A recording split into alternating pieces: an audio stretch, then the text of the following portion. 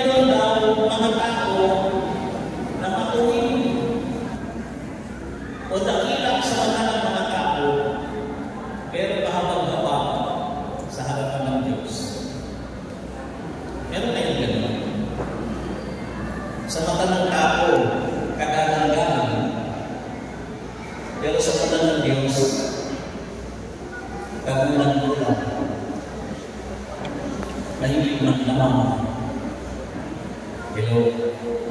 Meron mga tao, isa tayo, kung ang ginagawa lang natin ay para purihin lang tayo ng tao, dahilaan lang tayo ng tao, hindi mo yun ang layo ng mga nagpanatayan.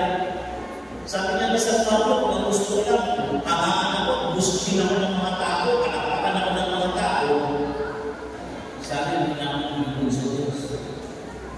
Kayo ba ang gusto niyo? Maging dakila kayo sa mata ng tao o maging dakila kayo sa mata ng Diyos?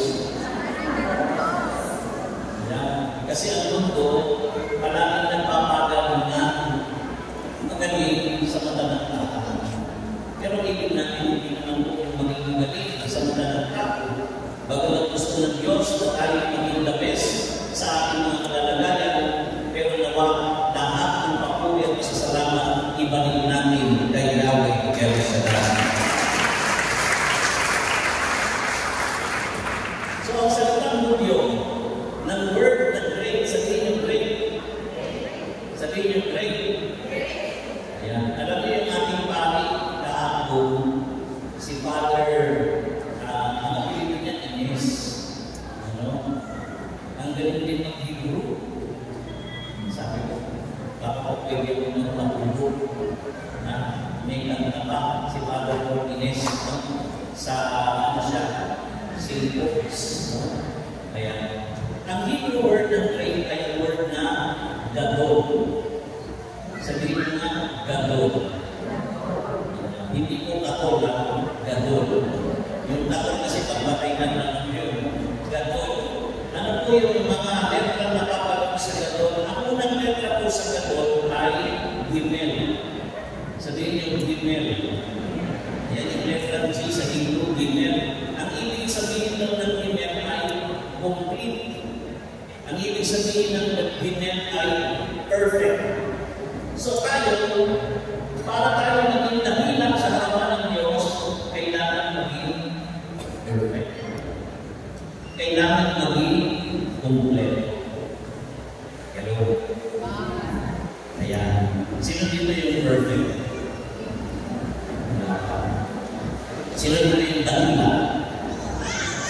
Kami meron ng teacher sa lahat. Si Brother Nestor, dakila. Nag-iisang dakila. So yun yung ibig sabihin. Second letter in the word that always is dalet. Sabihin yung dalet. Sabihin yung dalet.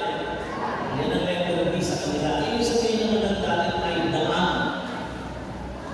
Daan. Pintuan. So para maging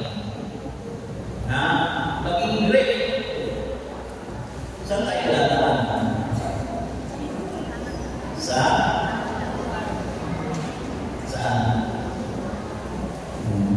Sabi ni Kristo, ako ang daan. Kasi kung rin nakila, kung may perfect sa atin bilang tao, yan yung iba kung hindi ang Panginoon Yesus Kristo. Kaya yung susunod na dalawang letra sa word na ito, ang susunod na ay God.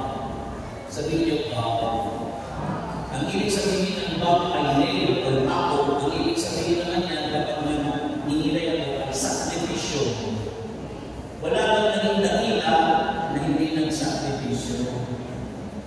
Anong sabihin mo? Diba? Kaya na naging perfect. Dumadaan na natin sa mga pagsubok bago maging ganap, maging perfect. At yung pinakahuli na sa Jesus Christ ng gano'n ay lamin. Lamin.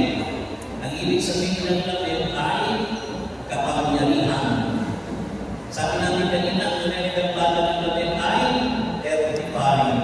At yan ang anniversary ng ngayon, earthifying. Ang ibig sabihin ng earthifying, kapangyarihan. Sabihin niyo, power.